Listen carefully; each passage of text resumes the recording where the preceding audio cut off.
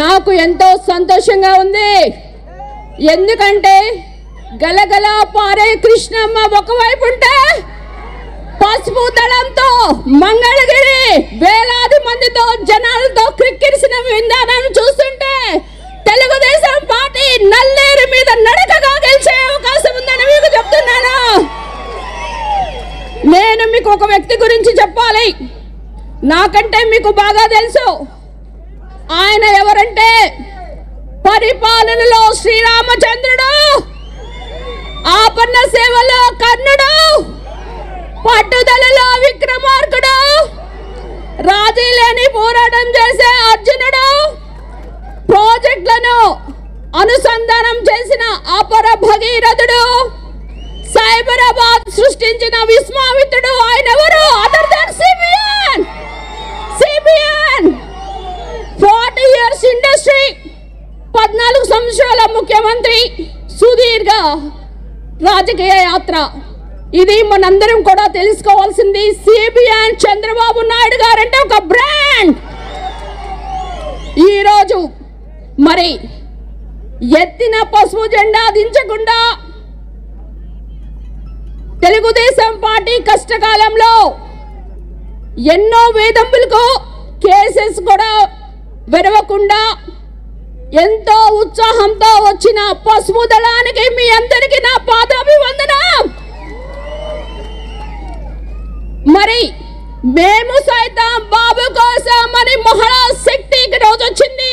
మహిళలందరూ కూడా అవినీతి పాలనకు చరమగీతం పాడి అభివృద్ధికి పదంలో దూసుకుపోతున్న చంద్రబాబు నాయుడు గారికి మేమందరం కూడా అండగా ఉన్నామని ఈరోజు మీరందరూ ఒకటి గుర్తు చేస్తున్నారు.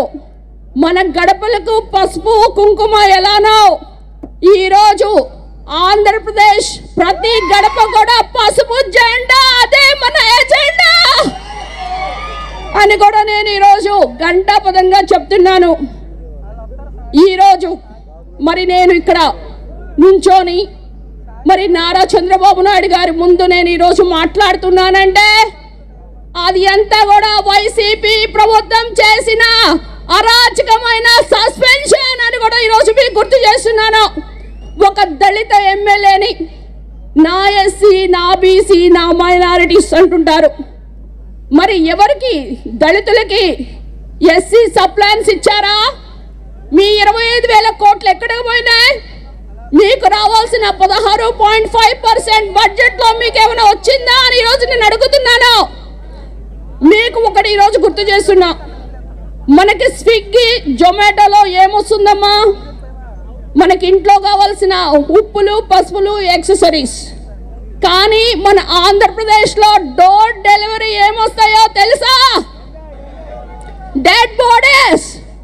అంటే ఒక డ్రైవర్ సుబ్రహ్మణ్యం దళితుని చంపిన వ్యక్తిని అనంతబాబు ఎమ్మెల్సీని పక్కన కూర్చొని మరి రాక్షస ఆనందం పొందుతున్న సీఎం, ఆయన దళితులంటే ప్రేమ. ఈరోజు మిమ్మల్ని అడుగుతున్నాను, మరి సొంత చెల్లి తల్లిని పరాయి రాష్ట్రాల్లో పంపించిన ఆయన దళితులంటే చాలా నా అక్క, నా చెల్లి అంటే మీరందరూ నమ్ముతారా అని నేను అడుగుతున్నాను. మరి ముఖ్యంగా అమరావతి, నేను అమరావతి ప్రాంత ఎమ్మెల్యేని. మరి అందరికీ చెప్పాను అమరావతి ఇక్కడే ఉంటుంది. మరి మీరు ఢిల్లీ చూడలేదు, ముంబై చూడలేదు, చెన్నై చూడలేదు అనుకోకూడదు. ఎందుకంటే అమరావతి అంతకంటే గొప్పమైన నగరంగా జగనన్న కడతాడు అని చెప్తే నాకు ఓట్లేసారా మీరందరూ? కానీ వేసిన తర్వాత అసలైన చరిత్ర స్టార్ట్ అయింది. 3 రాజధానులు.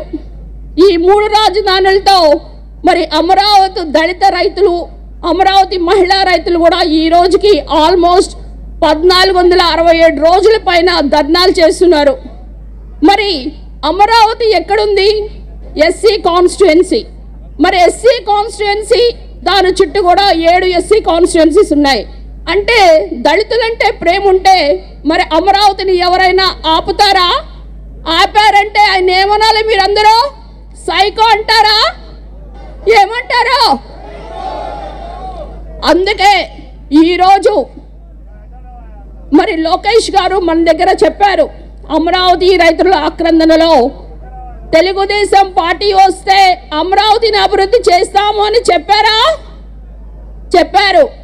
మరి మనందరం కూడా కష్టపడి ఈరోజు మరి ఇక్కడున్న పరిస్థితులను గుర్తుపెట్టుకొని మనం ఎక్కడైనా వెళ్ళినా ఒక రోడ్డు ఎలా ఉంది, రోడ్డు కాదు గుంతల్లో రోడ్డు ఎత్తుకోవాలి. మీరు యువతకు జాబ్ క్యాలెండర్ ఉందా? అమరావతిని కుళ్ళపరిచారా? పోలవరం ప్రాజెక్ట్ ఏమైంది? ఈరోజు ఇంకొక ట్రాజడీ ఏంటంటే ఉద్యోగాలు లేవు, ఉద్యోగాలు లేదంటున్నారు, కానీ ఉద్యోగస్తులకి జీతాలే లేవు. మరి ఇలాంటి పరిస్థితి, జీతాలు కూడా తీసుకురావడానికి అప్పులు, ఇక మద్యపాన నిషేధం, ఇక బాటిల్ పట్టుకుంటేనే షాక్ కొడుతుంది. మరి ధరలు పెంచి 5 స్టార్ హోటల్లోనే పెడతానని చెప్పారా? మరి ఈరోజు ఏం చేస్తున్నారు? మద్యం పైనే అప్పులు తీసుకురావటం, దానికి దళిత మంత్రిని పెట్టడం. ఈరోజు మీరందరూ కూడా గర్వంగా అధికార పార్టీ చెప్తుంది 151 ఎమ్మెల్యేలు గెలిచామని. మరి మీరు ఏదైనా శ్వేతపత్రం రిలీజ్ చేయగలరా మద్యంలో మీరెంత సంపాదించారని? అంటే ఆ మద్యాన్ని తాగి తాగి తాగి చాలామంది బూమ్ బూమ్, ప్రెసిడెంట్ మెడల్ ఇలాంటివి తాగి మరి చాలామంది 30,000 పైన చనిపోవడం జరిగింది. అంటే మహిళల పుస్తలు తెగిపోతుంటే వాళ్ళకి ల్యాండ్, మైండ్, శాండ్ అనే వాటి మీదే ఇంట్రెస్ట్ ఉంది, కానీ మరి మహిళల మీద కానీ దళితుల మీద కానీ ఇంట్రెస్ట్ లేదు.